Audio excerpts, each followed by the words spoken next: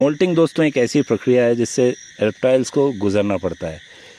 इस प्रक्रिया में ये अपनी स्किन शेड करते हैं और इस वक्त आप अपनी स्क्रीन पर देख रहे हैं कॉमन वुल्फ स्नेक लाइकोडन ऑलिकस जो मोल्टिंग पीरियड में है, अपनी स्किन शेड कर रहा है। और ऐसा आपको प्रतीत हो रहा होगा कि इसने अपने ऊपर राख या कुछ मल रखा है। इस तरीके से प्रतीत हो रहा होगा कि ये किसी राख के ढेर से निकल कर आ रहा है। थोड़ा वाइटिश अपीयरेंस आपको दिख रहा होगा, वाइटिश ब्लू जैसा। मनोज जी हमारे साथ में है, मैं पूछना चाहूँगा इस तरीके का ये ल्यूब्रिकेशन जैसा या ये क्या है, ये एक्चुअल में क्या है, आप हमारे व्यूअर्स को बताएं। जी, पुराने स्किन और नए स्किन के बीच में एक ल्यूब्रिकेशन जैसा बिल्कुल हो जाता है, जो कि हेल्प करता है इनके पुराने स्किन को शेड करने के लिए। और शेड करने की काफ़ी ज़्यादा इंपॉर्टेंस है। कई बार जो इनके बॉडी में जो छोटे मोटे स्क्रैच आ जाए रहते हैं या फिर कोई टिक्स आ जाए रहते हैं या फिर कुछ डैमेज हो जा रहता है, उसको रिपेयर करने के लिए भी ये मोल्टिंग की प्रक्रिया से गुजरते हैं। आप देख सकते हैं इसके आँख पे वो भी ब्लू हो गया है। ऐसा होता है कि कुछ टाइम के बाद ना इन्हें दिखाई देना ना कुछ टाइम के लिए बंद हो जाता है, तो लोग इस टाइम पे भी गलत धारणा और कुछ अंधविश्वास फैलाना स्टार्ट कर देते हैं कि इस सांप की आंखें नीली हैं। ये कई बार ऐसे देख नहीं पाते, अपने जज नहीं कर पाते किसी भी चीज़ को अटैक करने के लिए। कई सारी चीज़ों से इन्हें को फेस करना पड़ता है मोल्टिंग के दौरान, लेकिन ये एक नेचुरल प्रोसेस है जिनसे गुजरना ही नहीं पड़ता है। तो अभी जैसा आप दर्शक देख रहे हैं कि ये थोड़ा सा टिमिड हो गया है। हालांकि नॉक्टर्नल होते हैं वुल्फ स्नेक्स, लेकिन ये इस वक्त रात के वक्त भी थोड़ा सा टिमिड बिहेवियर ये शो कर रहा है। इसका कारण क्या, इसके विजन में थोड़ा बहुत ब्लॉकेज आना या डिस्टर्बेंस होना है? ये नॉक्टर्नल स्नेक को हम वैसे भी नहीं बोल सकते हैं कि ये फुल्ली अपने आंखों पे डिपेंड करते हैं। जाहिर सी बात है उनकी आंखें ज़रूर काम आती हैं अगर रात में निकलते हैं तो कुछ हद तक, लेकिन बाकी जो सेंसरी ऑर्गन या फिर उनके बॉडी से जो फील करते हैं हीट को, कहीं ना कहीं वो भी कम हो जाता है इस दौरान। और ऐसे सिचुएशन में ये अपने आप को एक लाचार सा महसूस करते हैं। कई बार समझ नहीं आता कि कहाँ जा रहे हैं कहाँ नहीं जा रहे हैं। तो कई बार ऐसे सिचुएशन क्रिएट हो जाता है कि इन्हें पता नहीं चलता एक्चुअली में कर क्या रहे हैं। दोस्तों इससे पहले हमने एक वीडियो अंग्रेज़ी में अपलोड किया था वेट्शियन मिमिक्री के बारे में, जहां हमने ये बताया था कि किस तरीके से वुल्फ स्नेक कॉमन क्रेथ को मिमिक करता है। तो इसके क्या फ़ायदे हो सकते हैं और क्या नुकसान हो सकते हैं किसी भी जीव के लिए। इसके बाद हम दोस्तों एक और स्नेक है जो मिमिक करता है भारत के सबसे खूंखार बदनाम सांप को। तो मनोज जी बताइए कि क्या वेट्शियन मिमिक्री के नुकसान हो सकते हैं और क्या इसके फ़ायदे हैं? दोस्तों सबसे पहले नुकसान की बात की जाए तो ये कि ये करैत के जैसा दिखता है। कई लोग इसे करैत ही समझ लेते हैं और इसे मार देते हैं कि ये बहुत ज़्यादा जहरीला है। अगर बाइट कर लेता है तो आप जानते हैं कि करैत बाइट करने के बाद क्या क्या स्थिति पैदा हो जाती है। लेकिन इसके फ़ायदे ये हैं कि ऐसे लोग या फिर जिनको पता है कि करैत से दूर रहना चाहिए, या फिर ऐसे छोटे जानवर जिनको करैत से दूर रहना चाहिए, ये वुल्फ से भी दूर रहते हैं। उन्हें करैत समझ के उनका बाइट नहीं लेते हैं, अब सेफ रहना पसंद करते हैं। उनके मार्किंग देख के ब्लैक बॉडी में अगर डबल स्ट्राइप दिख गए, उनको तो खैर पहचान नहीं होती, लेकिन ब्लैक बॉडी में अगर मार्किंग दिख जाए तो करैत समझ के उनसे बचने का प्रयास करते हैं काफ़ी सारा।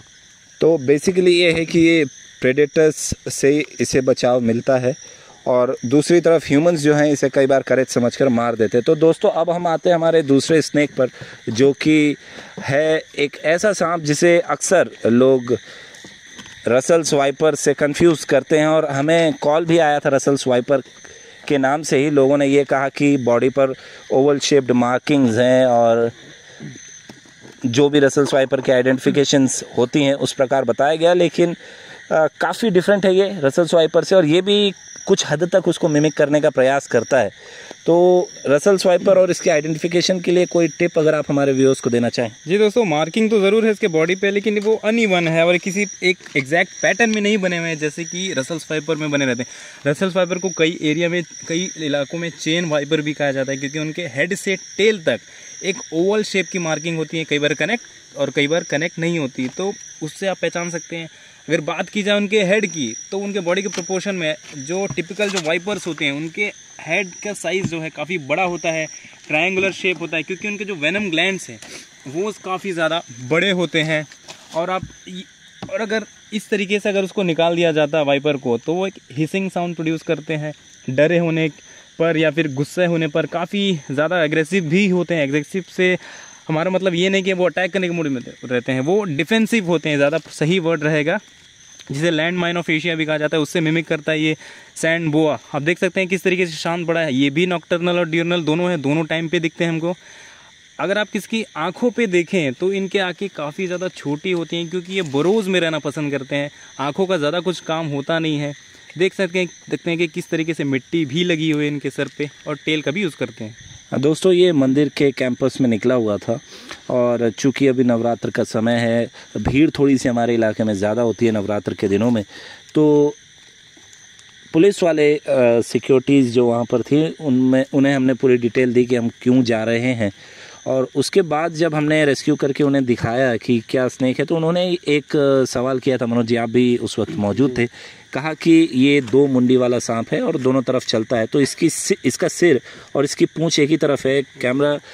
कैमरे के पीछे दीपक जी हैं इस वक्त। मैं उनसे निवेदन करूंगा कि हेड और टेल पर फोकस करें और बताएं कि किस तरीके से इसका सिर जो है इसकी पूंछ से भिन्न होता है, और क्यों ये अपने जो टेल है उसका कैसे ये इस्तेमाल करता है अपने डिफेंस के लिए। जी, जैसा कि उन्होंने पूछा कि क्या ये 2 मुंह वाला सांप है।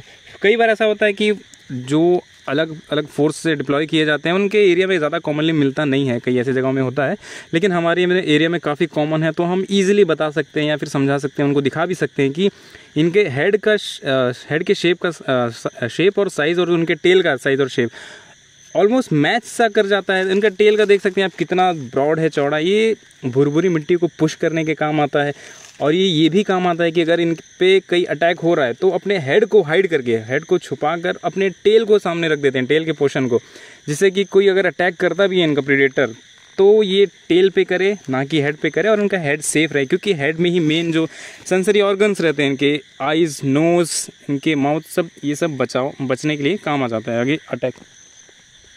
तो दोस्तों आखिरी जो एक सवाल हमेशा कुछ व्यूअर्स करते हैं कि किसी भी स्नेक को रिलीज़ करते या रिलोकेट करते समय ये बताया जाए कि वो विषैला है या विषहीन है। तो वुल्फ स्नेक दोस्तों विषहीन सांप है, और सैंड बोआ जिसे हम इस वक्त रिलीज़ कर रहे हैं ये भी विषहीन सांप ही है।